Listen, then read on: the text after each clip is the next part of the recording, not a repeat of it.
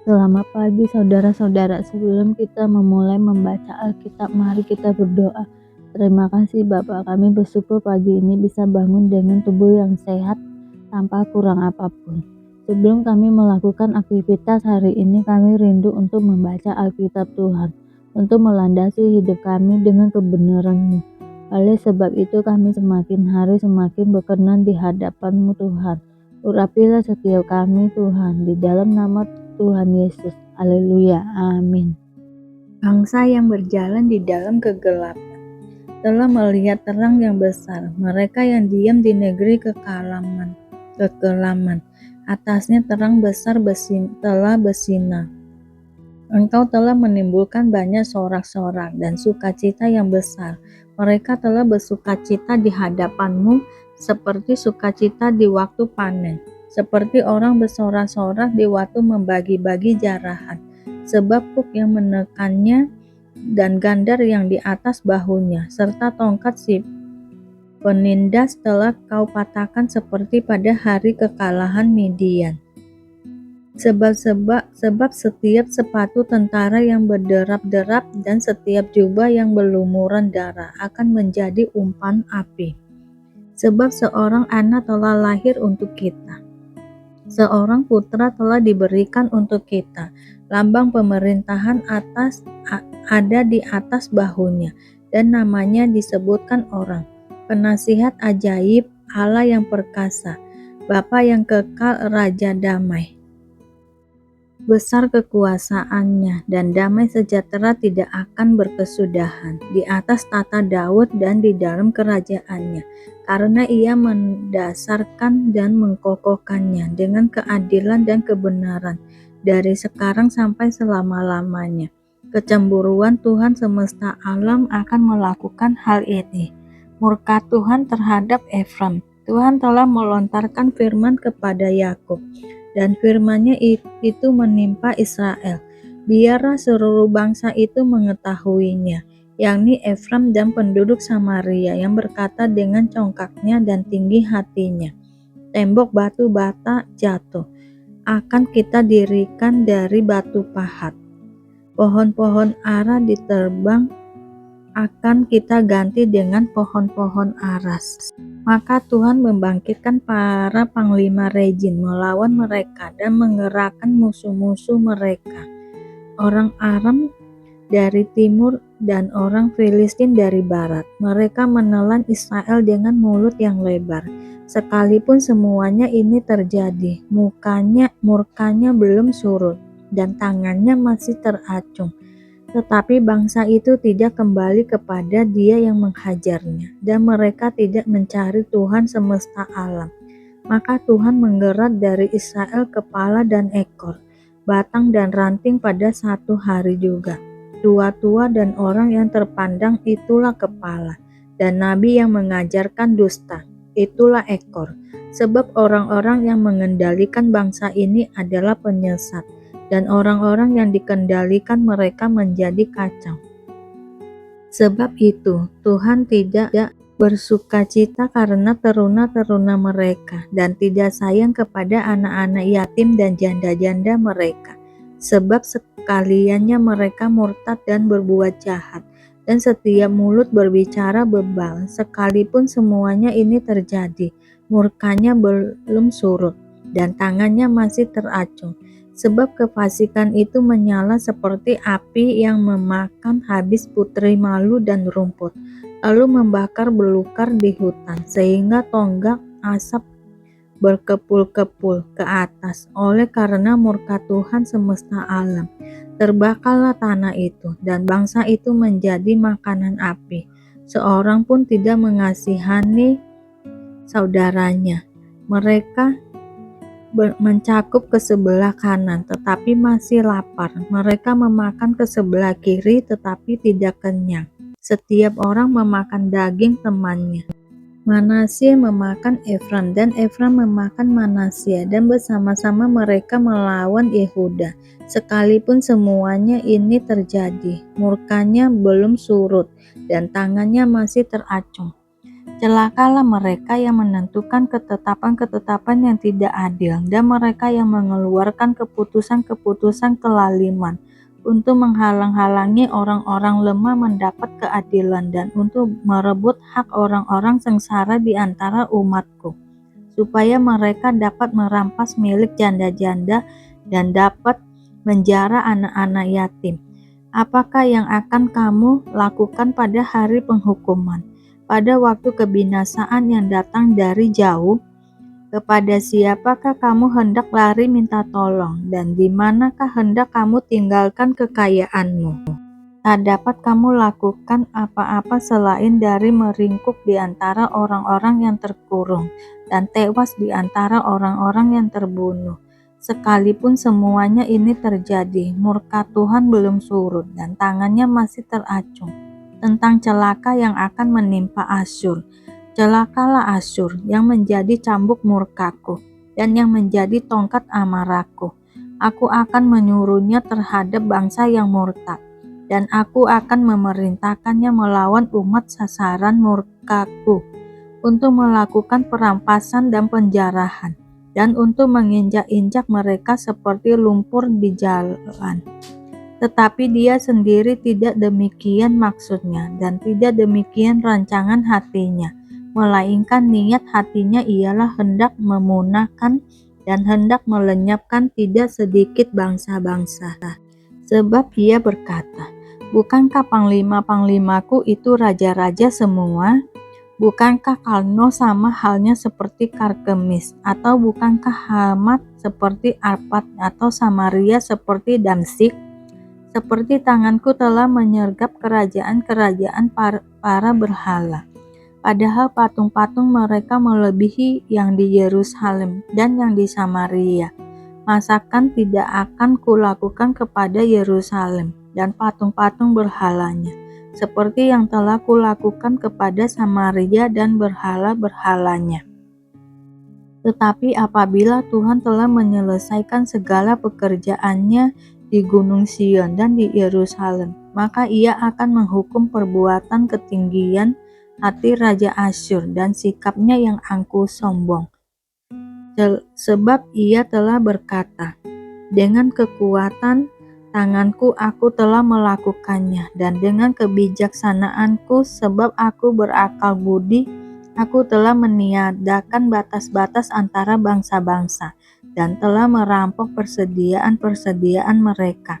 Dengan perkasa aku telah menurunkan orang-orang yang duduk di atas tata seperti kepada sarang burung. Demikianlah tanganku telah menjangkau kepada kekayaan bangsa-bangsa, dan seperti orang meraup telur-telur yang ditinggalkan induknya.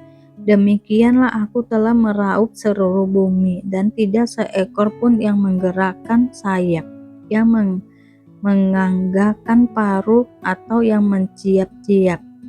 Adakah kapak memegahkan diri terhadap orang yang memakainya, atau gergaji membesarkan diri terhadap orang yang mempergunakannya?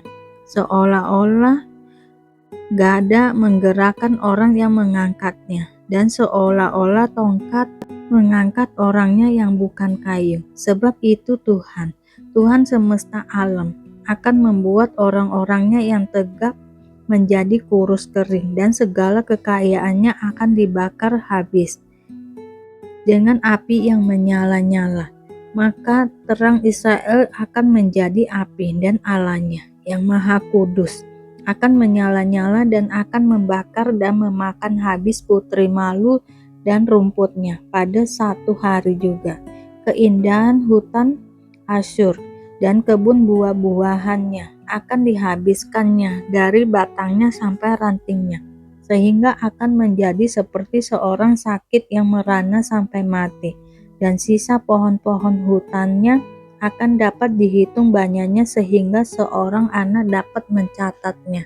Sisa Israel diselamatkan. Tetapi pada waktu itu, sisa orang Israel dan orang yang terluput di antara kaum keturunan Yakub tidak akan bersandar lagi kepada yang mengalahkannya, tetapi akan bersandar kepada Tuhan yang Maha Kudus, Allah Israel, dan tetap setia. Suatu sisa akan kembali, sisa Yakub akan bertobat di hadapan Allah yang perkasa. Sebab sekalipun bangsamu, hai Israel, seperti pasir di laut banyaknya, namun hanya sisanya akan kembali. Tuhan telah memastikan datangnya kebinasaan, dan dari situ timbul keadilan yang meluap-luap. Sungguh, kebinasaan yang sungguh pasti akan dilaksanakan di atas seluruh bumi oleh Tuhan semesta alam.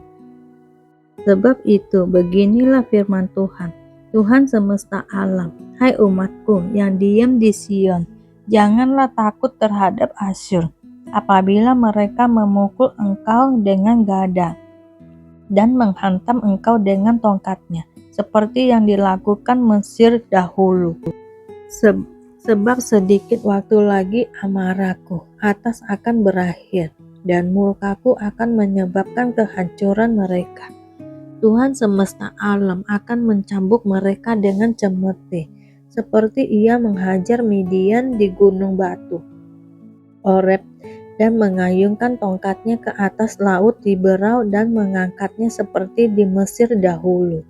Pada waktu itu, beban yang ditimpakan mereka atas bahumu akan terbuang, dan kuk yang diletakkan mereka atas tengkukmu akan lenyap.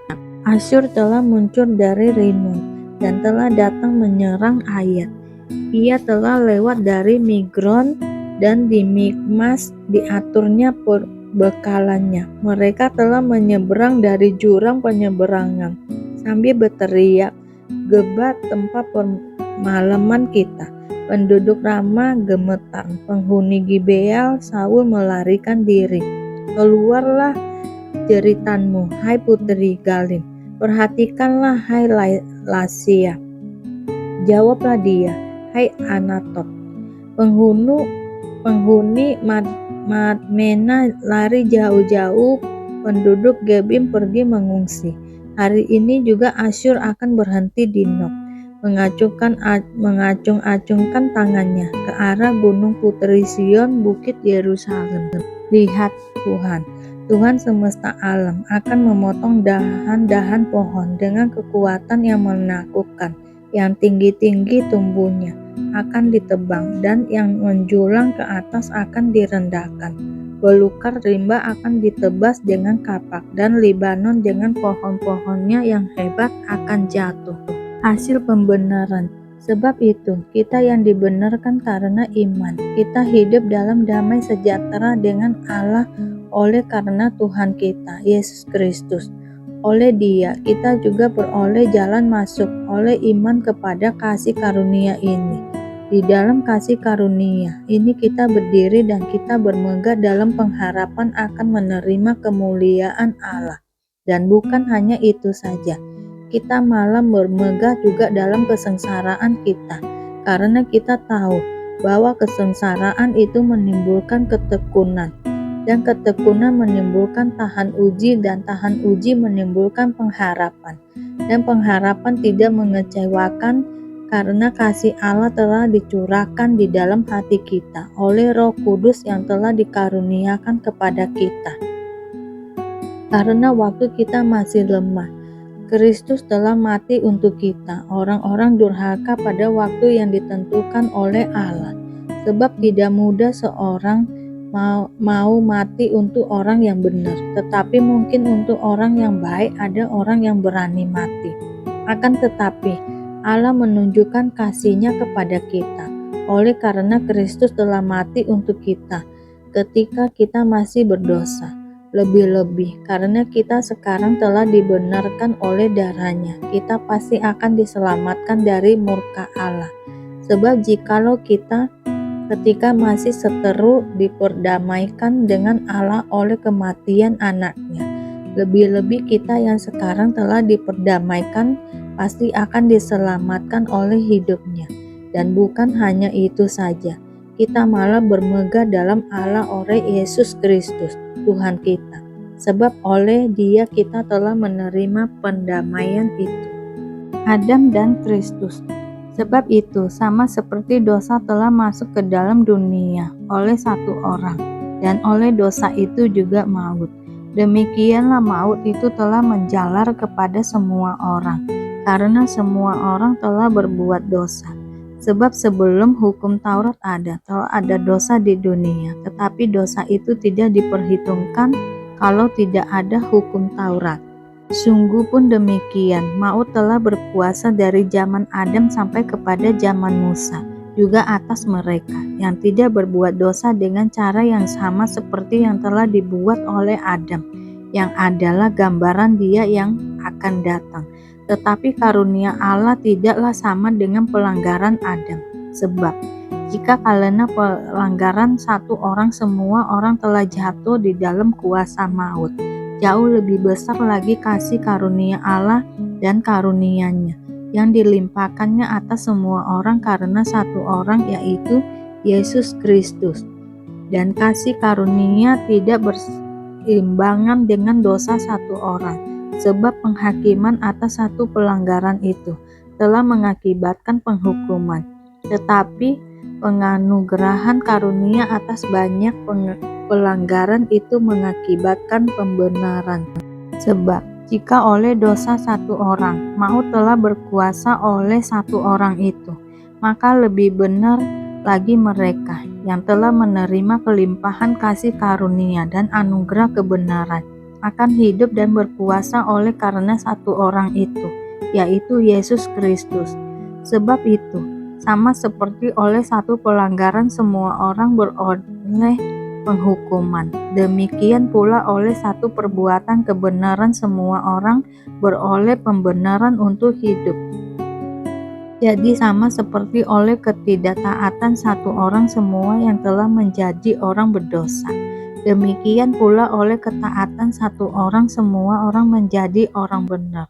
Tetapi hukum Taurat ditambahkan supaya pelanggaran menjadi semakin banyak, dan di mana dosa bertambah banyak, di sana kasih karunia menjadi berlimpah-limpah, supaya sama seperti dosa berkuasa dalam alam maut, demikian kasih karunia akan berkuasa oleh kebenaran untuk hidup yang kekal oleh Yesus Kristus Tuhan kita. Terima kasih Bapak untuk hari ini, sehingga kami dapat membaca Alkitab-Mu Tuhan. Mari doa Bapa kami. Bapa kami yang di surga, dikuduskanlah nama-Mu, datanglah kerajaan-Mu, jadilah kehendak-Mu di bumi seperti di surga. Berikanlah kami pada hari ini makanan kami yang secukupnya, dan ampunilah kami akan kesalahan kami, seperti kami juga mengampuni orang yang bersalah kepada kami. Dan janganlah membawa kami ke dalam pencobaan, tetapi lepaskanlah kami daripada yang jahat, karena Engkau-lah yang mempunyai kerajaan dan kuasa dan kemuliaan sampai selama-lamanya. Terima kasih Bapa. Kami selalu bersyukur atas apapun Tuhan berikan hidup kami. Engkau tidak pernah meninggalkan kami ya Bapa. Hidup kami akan senantiasa berkecukupan di dalam-Mu. Di dalam nama Tuhan Yesus kami berdoa dan mengucap syukur. Amin, amin, amin. Tuhan Yesus memberkati.